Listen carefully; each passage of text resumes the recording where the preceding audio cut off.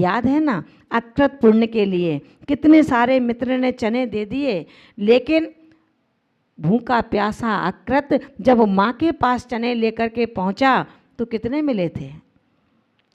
जो भर पोटली दिए थे वो 4 दाने रह गए थे।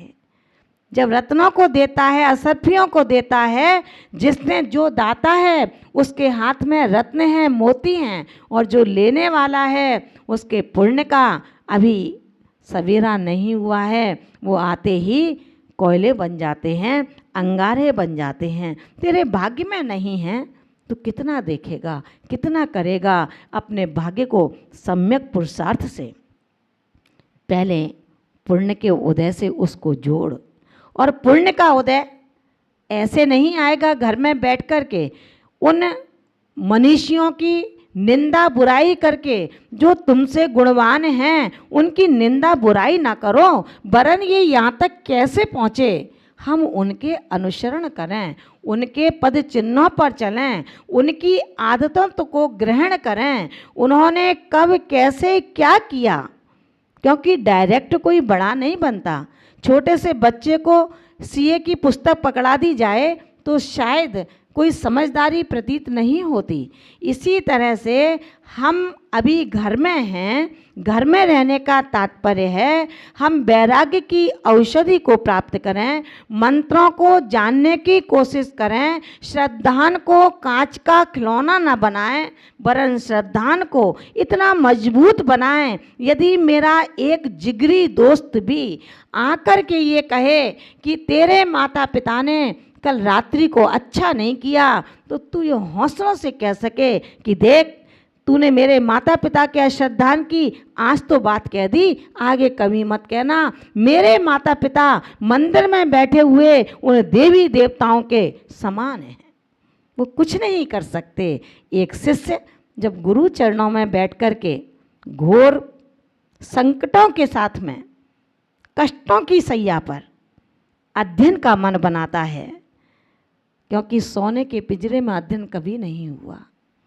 आप सोचें कि आराम से खाऊं, लोग श्रावक आके मेरे पैर दबाएं, एक सिर पर तेल लगाए, दोनों बाहुओं पर भैया वृत्ति चल रही हो, और लगे क्या स्वर्ग के आनंद हैं। एक देव है और 32 देवियां उसके चारों ओर बैठी हुई हैं। ये यति जीवन नहीं है, ये श्रमणी का जीवन नहीं है, ये श्रमणी का लोक न्यास नहीं है। एक साधक की तो साधना ये है कब रात होती है और कब सवेरा हो जाता है।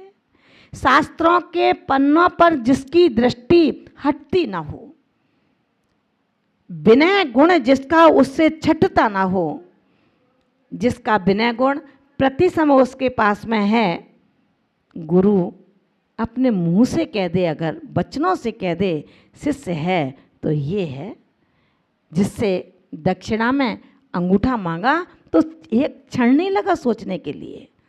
और यदि उन नाना शिष्यों को शिक्षा देते हुए गुरु ने कहा ऐसा फोड़ा हो रहा है जिसमें वेदना की भयंकर पीड़ा है, लप लप लपकन है, कोई अगर इसको चूस ले, मवाद को निकाल दे तो शायद ये वेदना शांत हो सकती है। एक शिष्य तैयार नहीं हो पाया। कैसे हैं हम शिष्य, जरा विचार करना, जो गुरु के सानिध्य में ही हम गुरु बनना चाहते हैं। शिष्य वो होता है कि गुरु बोले और शिष्य श्रवण करे, लेकिन अपन तो बोलते हैं और गुरु श्रवण करते हैं। गुरु का व्यक्तित्व विराट होता है, शिष्य का व्यक्तित्व उस विराट छाया में पल रहा होता है। ध्यान रखना, उस गुरुजी के कहने पर किसी शिष्य का ये हौसला न हो पाया कि हाँ गुरुजी, मैं आपके इस फोड़े के मवाद को चूस करके बाहर कर दूंगा। ध्यान रखना, शिक्षा देने वाला शिक्षा लेने वाले की परीक्षा करता है, वो फालतू में शिक्षा नहीं देता। समंत भद्र स्वामी के न्याय ने यही तो कहा है कि ध्यान रखना, हे प्रभु, मैं तुम्हें नमस्कार इसलिए नहीं करता कि तुम समोशरण में बैठे हो, और इसलिए भी नहीं करता 64 इंद्र तुम्हारे ऊपर चवर ढोर रहे हैं। मैं नमस्कार इसीलिए भी नहीं करता कि तुम आकाशगामी हो। ये तो सब नाटक भी हो सकता है, ये सब ढोंग भी हो सकता है। केवल आपके अंदर जो एक कथनी और करने की अभेद तत्व दृष्टि गोचर हो रहा है, वो मेरे झुकने का एक कारण है। उस गुरु के लिए हम कितनी परीक्षा करते हैं। उनकी सेवा का नंबर आ गया तो हम भी बीमार हो गए, और जब तक वो गुरु अच्छा था तो उसके इर्द गिर्द घूमते रहते थे। मेरे माता पिता जिनके पास युवा शक्ति उस समय थी, तो बेटा भी उनका परिचय देता था, आज बूढ़े हो गए। वात पित्त कफ के जो रोगी हो गए, तो बेटा ने भी बांध दिया जहाँ गाय और भैंस बनती है। ध्यान रखना, उन शिष्यों के लिए जिन शिष्यों ने अपने आहार की भी विचार नहीं की थी, उसमें से एक शिष्य उठता है कि गुरुजी मैं हूँ ना, आपके उस मवाद को मैं चूसूंगा, आपकी भयंकर पीड़ा का शमन हो, मेरी बस एक ही भावना है, आपका ये कष्ट मुझ पर देखा नहीं जाता। शिष्य होता है, और जिसका शिष्य का सिर्फ नाटक है उसका चेहरा दूसरा होता है, और जो समर्पण है उसका चेहरा दूसरा होता है। वो शिष्य उठ कर के आता है, उसने सारा मवाद चूस लेता है। जब चूस लेता है सारा मवाद, थूक देता है, उसके बाद गुरु कहते हैं कि तू ही मेरा सच्चा शिष्य है। अपने सीने से लगा लेते हैं कि बेटा मैंने तुम सबकी परीक्षा की थी, क्योंकि जैन संस्कृति, भारतीय संस्कृति ये कहती है एक अक्षर का ज्ञान जो भी दे बताए, पृथ्वी पर नहीं द्रव्य है जो दे कर चुक जाए। लेकिन तुमने इतना अध्ययन कर लिया, इतनी परिपक्वता प्राप्त कर ली, और गुरु की सेवा का नंबर आया तो तुम बीमार पड़ गए। ध्यान रखना, जो गुरु की सेवा करता है वो कभी बीमार नहीं पड़ता। ये मेरा सोच है, ये मेरा ऐसा विकल्प है कि मुझ पर नहीं होता। उस सेवा के लिए कहीं आगम ने ये नहीं कहा कि आप कस के अपनी शक्ति से ज़्यादा उनके तेल का मर्दन करें। किसी आगम में ये नहीं कहा कि रात्रि भर जगकर गुरु की सेवा करें। किसी आगम में ये नहीं कहा कि आप निराहारी होकर गुरु की सेवा करें।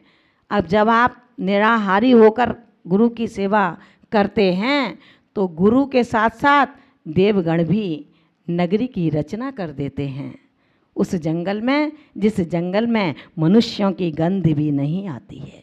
ऐसे चंद्रगुप्त की भक्ति क्यों नहीं याद करते। उन शिष्यों की प्रशंसा करते हुए जब अपने मुख से कुछ कहते हैं तो भी वो शिष्य आंसुओं से अपनी बदन को गीला करता है कि मैं ऐसा नहीं हूँ गुरुदेव, आपके मुख से मेरी प्रशंसा अब मुझे अच्छी नहीं लगती। याद करो उन दिग्गज गुरुओं को जिन्होंने भेद विज्ञान की पराकाष्ठा को स्पर्श करते हुए विषयों से अनासक्ति को स्वीकार करते हुए अपने रत्नत्रय की बैतरणी को किस तरह आगे बढ़ाया था। आज भी वो गुरु हमारे बीच में मौजूद रहे जिनके हमने चर्म चक्षुओं से दर्शन किए। वो आचार्य चाहे निमित्त ज्ञानी आचार्य विमल सागर जी हो, आचार्य उत्कृष्ट तपोमार्तंड सन्मत सागर जी महाराज हों, और चाहे वो आचार्य श्रवण शिष्य शिष्योत्तम भरत सागर जी हों। कितने आचार्यों का नाम लें जिनके दर्शन हमने खुद किए हैं, जिनके अंदर वात्सल्य का वो झरना बहता था, जिसके अंदर चाहे कोई निंदक आ जाए और चाहे कोई बंधक आ जाए, दोनों को वो स्नान से सरोकार करा करके हंस से परमहंस का दर्जा दे देते थे। महानुभावों, ऐसे चारित्र को बढ़ाने के लिए अपने ज्ञान संयम को बढ़ाने के लिए हमें इन बड़े बड़े लोभ रूपी सर्प और विषधरों का सामना करने के लिए उनका ध्वंस करना होगा, उनको दूर हटाना होगा। यदि नहीं हटाया किंचित भी लोभ, अब वो लोभ कैसा भी रहे वो आप ही जान सकते हैं, क्योंकि बिल्कुल दर्पण साफ होता है तो चेहरा साफ दिखता है, और दर्पण पर जरा से भी स्केच होते हैं तो चेहरा साफ नहीं दिखता। गरम गरम पानी उबलता हो, आप अपने चेहरे को देख नहीं सकते हो, जबकि बल्कि वो उसकी भाप से आपके सामने इतना धुंधलापन हो जाएगा कि उस जल को भी नहीं देख पाओगे।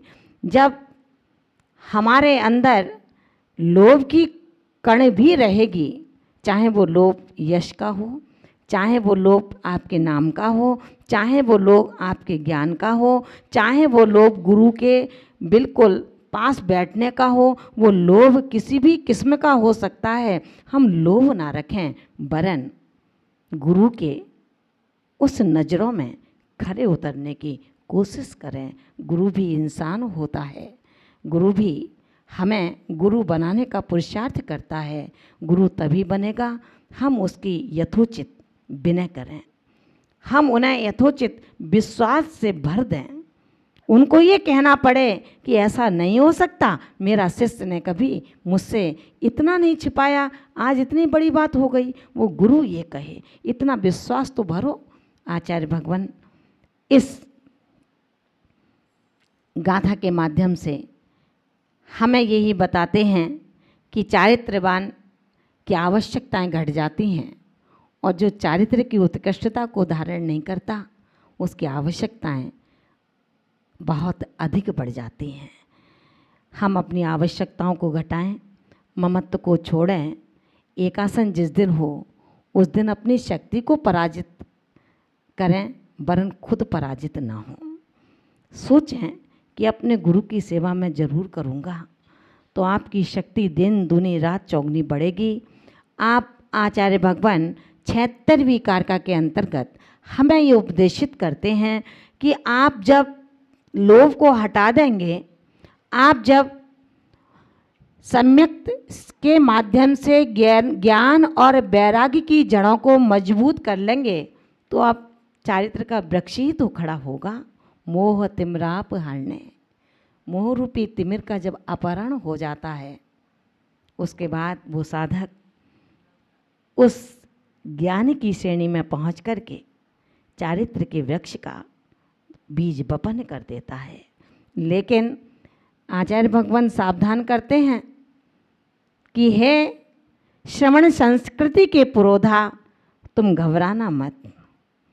तुमने बहुत साहस का काम किया है कि अपने घर परिवार को छोड़ करके, भौतिकता की चादर को उघेड़ करके तुमने इन श्वेत वस्त्रों को धारण कर लिया और नारी की पराकाष्ठा के उस दिग्गज स्थान को प्राप्त किया है।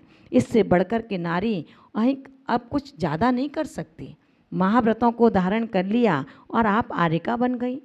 नारियों के लिए ये बहुत बड़ी चुनौती है कि ऐसे पाप के कलकाल में भी एक 16 वर्षीय बच्ची, 18 वर्षीय, 30 वर्षीय, 26 वर्षीय बच्चा, लड़की, कन्या आकर के ये कहे कि आजीवन ब्रह्मचर्य व्रत, और वो भी आर्यिका के संग में। ध्यान रखना महानुभावों,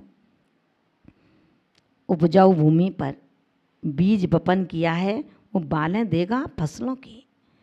और यदि आपने उपजाऊ भूमि पर नहीं दिया तो वो बीज को, कितने भी उत्तम क्वालिटी का बीज हो, उसे तहस नहस कर देगा। ध्यान है ना आपको। आज पंचम काल चल रहा है। पहले के समय में समौ शरण के अंदर नारियों की संख्या अधिक और पुरुषों की संख्या कम होती थी, लेकिन आज पंचम काल है। ध्यान रखना, नारियों को अपने उस शील की रक्षा के लिए, शील की पराकाष्ठा के लिए नारियों का ही चयन करना चाहिए। मुनियों के संग में पुरुष वर्ग जाना चाहिए और आर्यिकाओं के संग में कन्याओं का आगमन होना चाहिए। कन्या मुनि संग में जाएं और पुरुष आर्यिका संग में जाएं। वैसे ही कलकाल का इतना दोष चल रहा है, लोग घर में बैठ कर के भी अपने कर्मों का अनुबंध कर रहे हैं।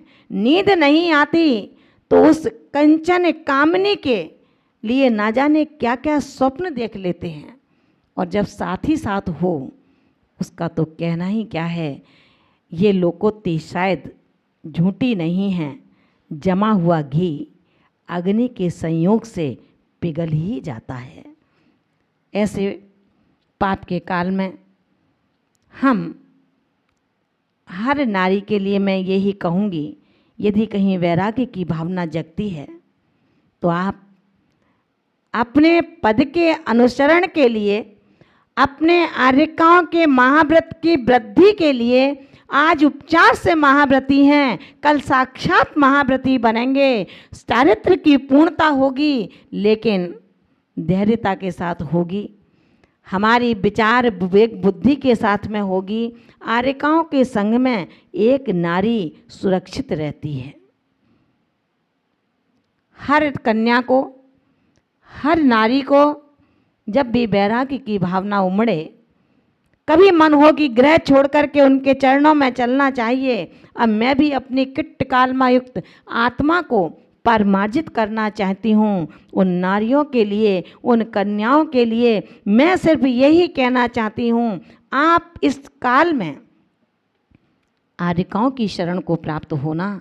जो आर्यिकाएँ सदियों से अपने व्रतों की रक्षा करती हुई अपने शील की वाड़ को इस तरह लगा रखा है कि खुद भी सुरक्षित रहती हैं और अपनी शिष्याओं को भी सुरक्षित रखती हैं।